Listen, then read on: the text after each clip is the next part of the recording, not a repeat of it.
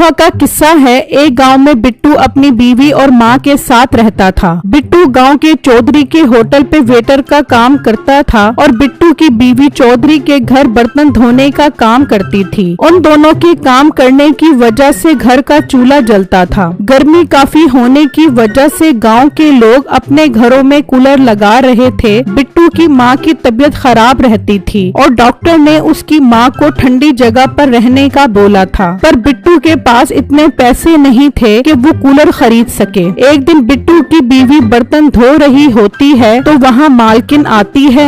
आज शाम चौधरी साहब ने घर पर दावत का इंतजाम किया है, तुम सब घर वालों के साथ आ जाना।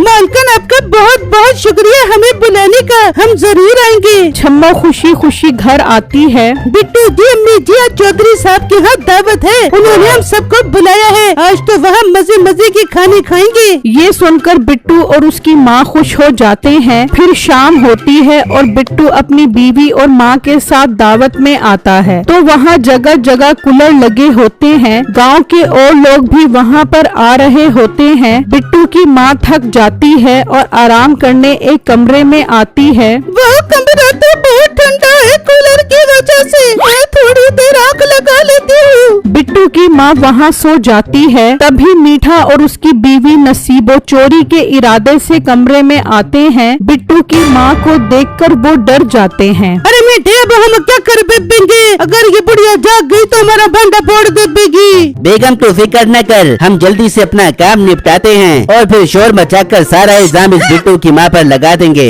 फिर नसीबो चोरी करती है और सामान चुराकर वहाँ से भाग जाती है और मीठा शोर मचाता है। देखो देखो, ये बुढ़िया इस कमरे में चोरी करने आई है। शोर सुनकर मालकिन और चौधरी वहाँ आ जाते हैं और बिट्टू और उसकी बीवी भी वहाँ पर आ जाते हैं। बिट्टू की माँ हड़बड़ाकर उठती है और सबको यकीन दिलाती है कि उसने चोरी नहीं की, मगर कोई उसकी बात का यकीन नहीं करता। मालकिन, मेरी सास ऐसा कोई काम नहीं कर सकती, वो तो कूलर की ठंडी हवा की वजह से यहाँ सोने आई थी। मेरी माँ जी ने ऐसा कुछ ही नहीं किया, उनकी तबीयत खराब है, आप खुदाड़ा उन पर इल्जाम मत लगाओ। बेटू, अपनी माँ को यहाँ से ले जाओ और कल से तू और तेरी बीवी काम पर मत आना। मैंने सोचा कि तुम लोगों को दावत पर बुला लूं ताकि तुम अच्छे अच्छे खाने खा सको, मगर तुम लोग तो चोर निकले। चलो निकल जाओ यहाँ से।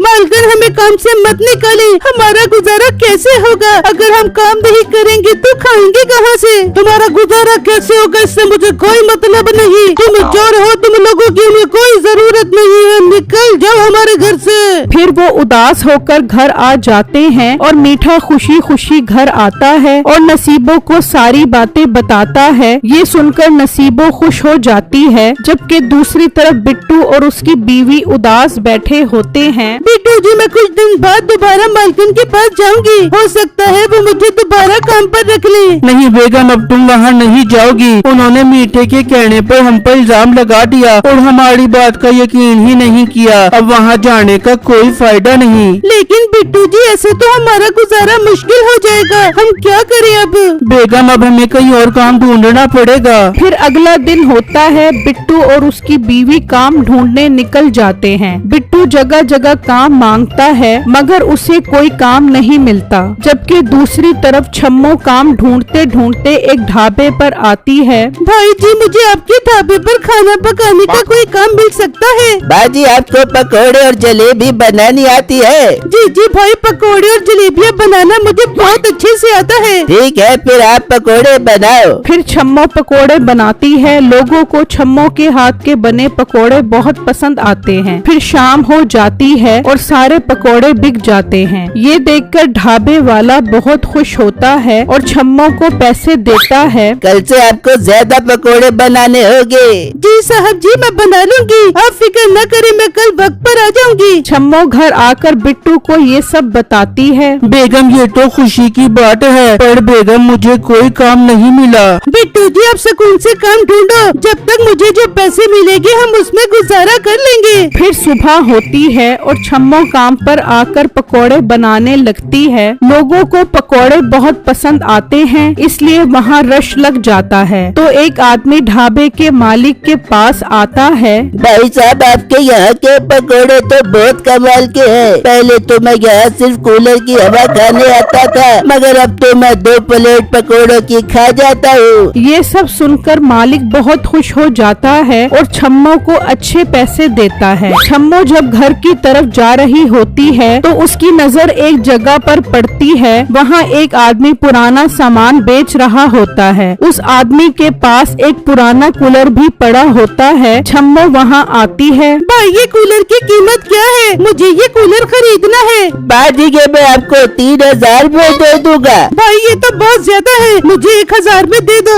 बाजी नया कूलर बाजार से 7000 का मिल रहा है। ये कूलर बस थोड़ा ही पुराना है। 3000 रुपए में जायज मांग रहा हूँ। भाई मेरे पास 2000 है, अगर इस रेट पर समझ आती है तो दे दो। ठीक है आप 2000 में ले जाओ। फिर छम्मो घर कूलर लगवा लेती है। बिट्टू की माँ बहुत खुश होती है। तभी बिट्टू भी वहाँ आ जाता है और कूलर देखकर बहुत खुश होता है। देखो बिट्टू माँ जी ठंडी हवा में कितना खुश है। आप सुनाओ आपको कोई काम मिला? हाँ बेगम मुझे एक होटल पर काम मिल गया है वेटर का। बिट्टू ये तो आपने बहुत खुशी की बात बताई है, अब हमारा गुजारा बहुत अच्छे से हो जाएगा। फिर अगले दिन बिट्टू काम पर होता है तो मीठा वहाँ आता है। अच्छा तो मोटे अब तो यहाँ काम कर रहा है। चल मेरे लिए 1 प्लेट मुर्गे की और 3 रोटियाँ लेकर आ।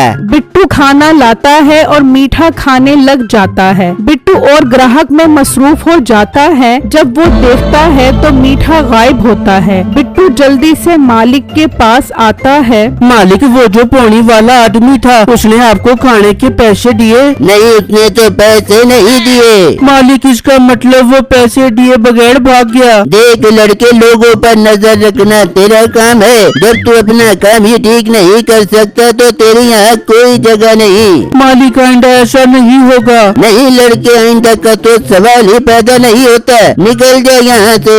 बिट्टू उदास होकर घर आ जाता है और अपनी बीवी और माँ को सारी बातें बताता है। बिट्टू आप फिक्र मत करें, आप कल से मेरे साथ ढाबे पर चले। मुझे यकीन है मालिक आपको भी काम पर रख लेंगे। फिर अगले दिन वो दोनों ढाबे पर पहुंच जाते हैं और छम्मो मालिक से बात करती है तो वो बिट्टू को भी काम पर रख लेता है। बिट्टू भी काम में छम्मो की मदद करता है। इस तरह कई दिन गुजर जाते हैं। ढाबा बहुत तरक्की करने लग जाता है और ढाबे का मालिक बिट्टू और उसकी बीवी से बहुत खुश होता है। एक दिन मीठा पकोड़ों की लालच में वहाँ आ रहा होता है तो बिट्टू उसे आता देख लेता है। बेगम मीठा आ रहा है, ये जरूर पकोड़ों के पैसे दिए बगैर भागेगा और हमारी नौकरी खत्म करवाएगा। इसे आज जाने नहीं देना। मैं मालिक को जाकर सब बताता हूँ। बिट्टू मालिक के पास जाता है और मीठा दुकान पर पहुँच जाता है। बीबी आधा किलो पकोड़े पैक कर दे। छम्मो उसे पकोड़े देती है और मीठा भाग पड़ता है तो बिट्टू और दुकान मालिक उसे रोक लेते हैं। मीठे आज तो तुझे पैसे दिए बगैर नहीं जाने दूंगा।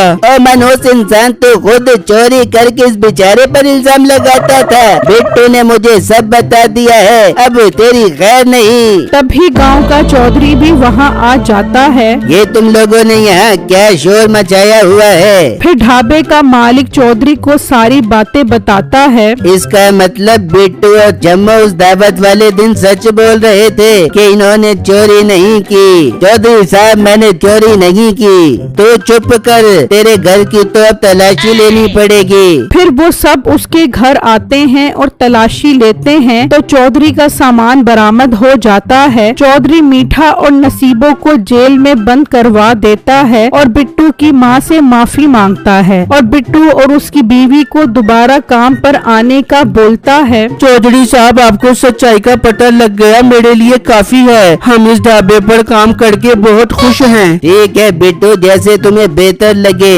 हाँ अगर कभी भी मेरी जरूरत पड़े तो मुझे याद कर लेना। ये कहकर चौधरी वहाँ से चला जाता है। नसीबों और मीठे को भी उनके किए की सजा मिल जाती है। बिट्टू और उसकी बीवी भी खुशी खुशी ढाबे पर काम करते हैं।